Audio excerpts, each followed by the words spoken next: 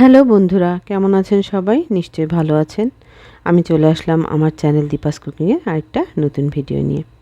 দেখেই বুঝতে পারছেন আজ একটা খুব মজার একটা মাছের রেসিপি আপনাদের সাথে শেয়ার করব। এটা একদম নদীর একটা মাছ, জানি না আগে কেউ খেয়েছেন কিনা। নামটাও ভীষণ সুন্দর, মিষ্টি একটা নাম।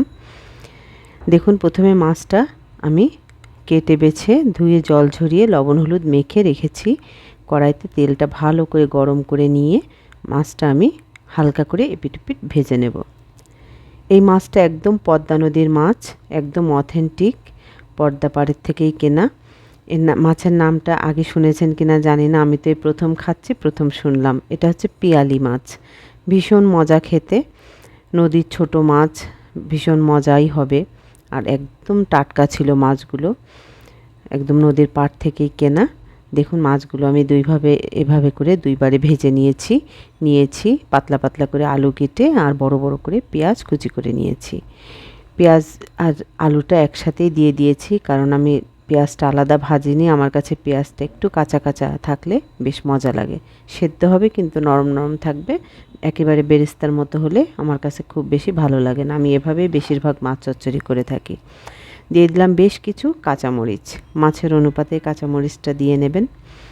আর ভাজতে ভাজতে বলে নিই, যারা চ্যানেল থেকে রান্নাটা দেখবেন তাদের কাছে অনুরোধ থাকবে চ্যানেলটা সাবস্ক্রাইব করে দিয়ে সাথে থাকার বেল আইকনটা প্রেস করে দিবেন। আর যারা পেজ থেকে ইনস্টাগ্রাম থেকে দেখবেন তাদের কাছে অনুরোধ থাকবে পেজটা ফলো করে দেবেন। ভালো লাগলে লাইক কমেন্ট শেয়ার করবেন ফ্রেন্ডস অ্যান্ড ফ্যামিলিদের সাথে। আর আপনাদের মূল্যবান মতামত দিয়ে আমার সাথেই থাকবেন। আপনারা কি কোথা থেকে দেখছেন আমার সাথে শেয়ার করবেন। সব কিছু সেদ্ধ হয়ে গেছে ঝোল দিয়ে। যেই ঝোলটা ভালো করে ফুটে উঠেছে, মাছটা দিয়ে মোটা মোটা করে টমেটো ফালি করে দিয়েছি, একদম টকটকে লাল টমেটো, দেখতে ভীষণ দারুণ লাগছে।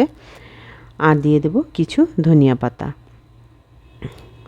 একদম ঝোলটা যে শুকিয়ে আসবে তখন ধনিয়া পাতাটা দিয়ে একটু নাড়াচাড়া করে গা মাখা ঝোল হলেই মাছটা নামিয়ে ফেলতে হবে। মাছটা ভীষণ মজার ছিল, আর নামটা তো ভীষণই সুন্দর। আপনারা খেয়েছেন কিনা বা আপনারা কে কী নামে চেনেন আমার সাথে শেয়ার করবেন। এই মাছটা গরম গরম ভাতের সাথে খেলে ভীষণ মজা লাগে। একদম সিম্পল ওয়েতে একটা মাছ চচ্চড়ি, দেখেই বুঝতে পাচ্ছেন কোনো মশলাপাতি কিচ্ছু দিইনি, জাস্ট ঝাল পেঁয়াজ আর আলু। আমি মাছটা কাঁচাও রান্না করে খেলাম, হাত মাখা করে চচ্চড়ি করেছিলাম।